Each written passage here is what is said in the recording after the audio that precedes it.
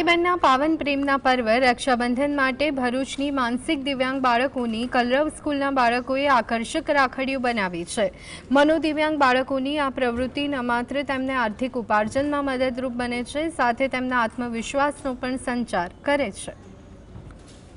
ભરૂચમાં મનોદિવ્યાંગ બાળકો માટે કાર્યરત કલરવ શાળા દિવ્યાંગ બાળકોને આત્મનિર્ભર બનાવવા માટે પ્રશંસનીય કાર્ય કરી રહી છે।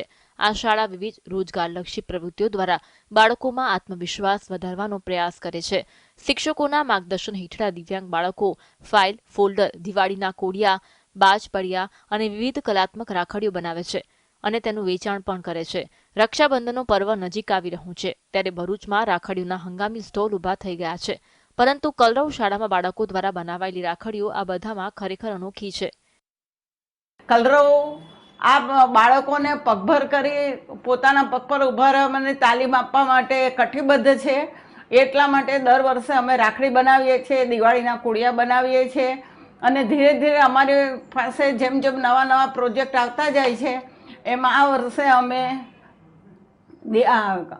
ફૂલવાટનું બનાવવાનું મશીન ખરીદેલું છે અને એ ફૂલવાટ બનાવીને એમાં પણ બાળકોને તાલીમ આપી અને ફૂલવાટ બનાવીને એનું સેલ અહીંયાથી કરીશું।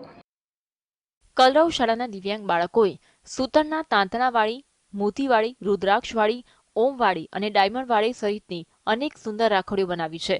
આ પ્રવૃત્તિનો મુખ્ય હેતુ બાળકોમાં આત્મસન્માન અને સ્વનિર્ભરતાની ભાવના જગાડવાનો છે। આર્થિક ઉપાર્જનથી ભેગી થતી રકમથી બાળકોના આત્મનિર્ભરતા સાથે આત્મવિશ્વાસની લાગણી પેદા થાય છે। અમારા બાળકોનો વાર તહેવાર ઉજવવાની બહુ જ હોંશ હોય છે। એમાં રક્ષાબંધન એટલે તો ભાઈ બહેનના પવિત્ર પ્રેમનું પ્રતીક હોય છે।